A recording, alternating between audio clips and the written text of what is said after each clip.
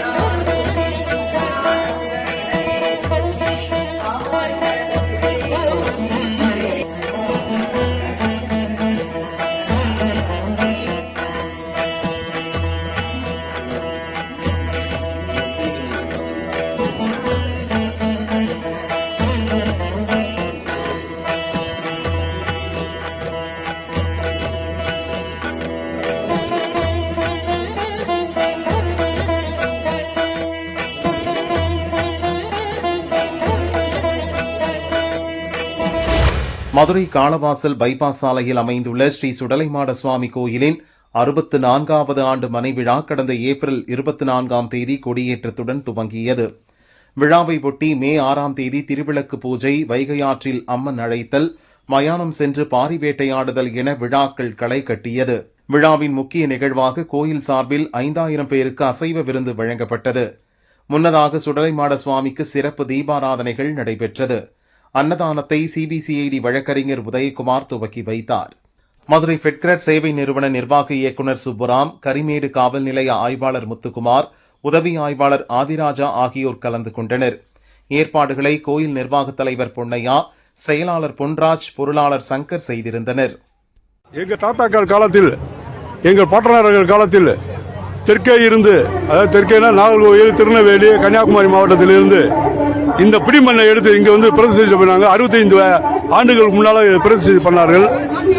அன்னையிலிருந்து இங்க உள்ள இந்த அருள்மிகு சுடலைமாடசாமி திருக்கோயில கடவுளாகிய சுடலைமாடசாமி இங்க இருக்கும் மக்களுக்கு வேண்டியதை கொடுக்கும் கழிவு கடலாக காட்சி தந்து கொண்டு இருக்கிறார். மதுரை மாவட்டத்திலே இந்த கோயில் இங்கே மட்டும்தான் இருக்கிறது. இதனால இங்க தென்னுள்ள இதை கும்பிடும் மக்கள் அனைவரும் இங்கே வந்து ஐயாவை கும்பிட்டு அருள் பிரசாதம் பெற்று சென்று கொண்டிருக்கிறார்கள். இன்று வந்து 64வது ஆண்டு விழாவாக அதிக உற்சாகமாக கொண்டாடப்படுகிறது. விழாவின் 5வது நாளாக இன்று அன்னதானம் நடைபெறுகிறது. முதல் நாள் நிகழ்ச்சியாக விளக்கு பூஜை நடைபெற்றது. 2ஆம் நாள் நிகழ்ச்சியாக வைகை ஆற்றில் சென்று சத்தியகிரகம் எடுத்து வந்து அந்த விழா சிறப்பாக நடந்தது. 3ஆம் நிகழ்ச்சியாக இங்கே எங்கேயுமே நடக்கவில்லாத ஒரு பெரிய விழாவாக நம்ம இங்கே சுடலைமாடசாமி நைட்டு 12 மணி அளவில் சுடுகாட்டுக்கு சென்று பாரி வேட்டையாடுவது பெரிய நிகழ்ச்சியாக இங்கே இன்னும் கடைபெற்று கொண்டிருக்கிறது. அது இங்கே எங்கேயுமே நடக்காது. இன்று சனிக்கிழமை பொங்கல் விழா நடந்தது. இன்னைக்கு 5ஆம் நாள் நிகழ்ச்சியாக ஒரு 5000 பேருக்கு அசைவ அன்னதான விருந்து நடைபெற்றுக் கொண்டிருக்கு. இது வருஷம் தொண்டு நடந்து கொண்டே இருக்கிற அசைவம். வேற எந்த கோயில்னாலும் ஒரு சந்தில வைப்பாங்க, ஒரு 100 பேர் 200 பேர் சாப்பிடுவாங்க. ஆனா நாங்க இங்க காலையில பைபாஸ் ரோட்டில், மெயின் ரோட்டில் 11 மணிக்கு ஆரம்பித்தோம்னா சாயங்காலம் 5 மணி வரைக்கும் இந்த அன்னதானம் நடைபெறும், குறைவில்லாமல் நடைபெறும்.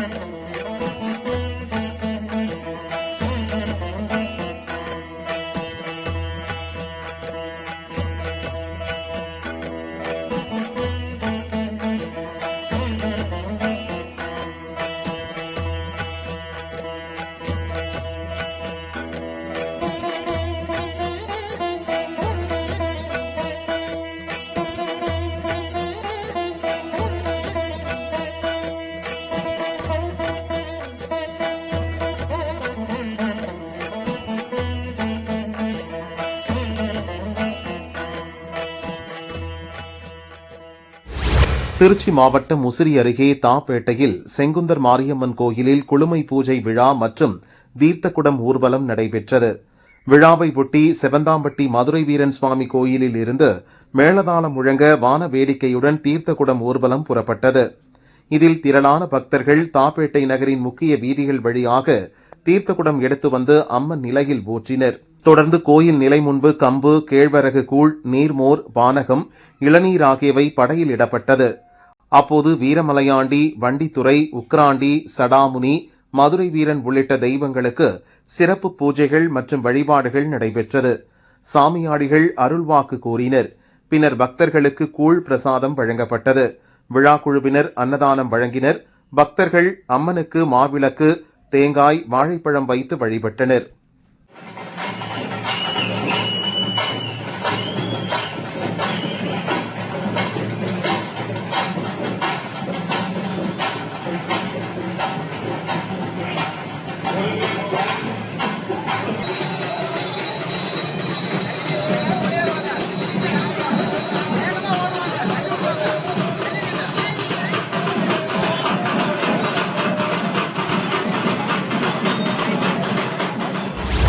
திருச்சி மாவட்டம் திருவானைக்காவல் ஜம்புகேஸ்வரர் அகிலாண்டேஸ்வரி கோயிலில் குகன் பாத யாத்திரை குழு சார்பில் 18வது ஆண்டாக உலக நன்மை வேண்டி 1008 திருவிளக்கு பூஜை நடைபெற்றது.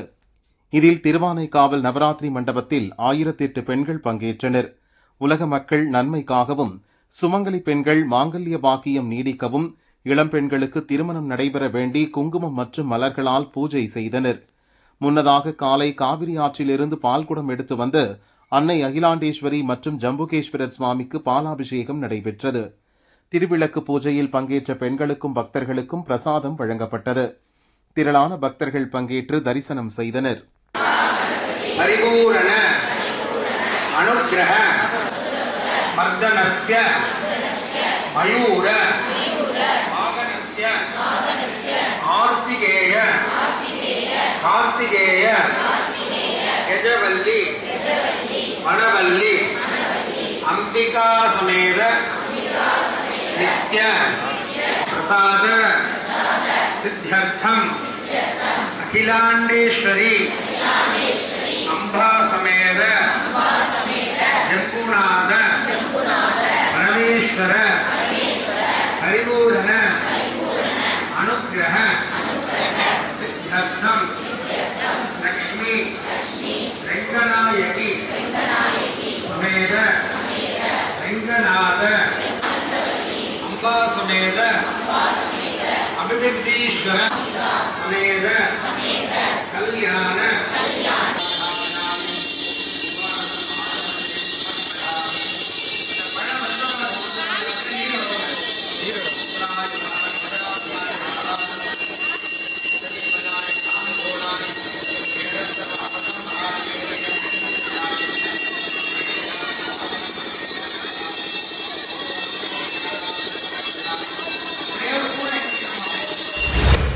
ராமநாதபுரம் மாவட்டம் கீழக்கரை ஏர்வாடி அல்குத்புல் சுல்தான் சையத் இப்ராஹிம் பாதுஷா நாயகம் தர்காவில் சமூக நல்லிணக்க திருவிழா ஏப்ரல் 29 தொடங்கியது.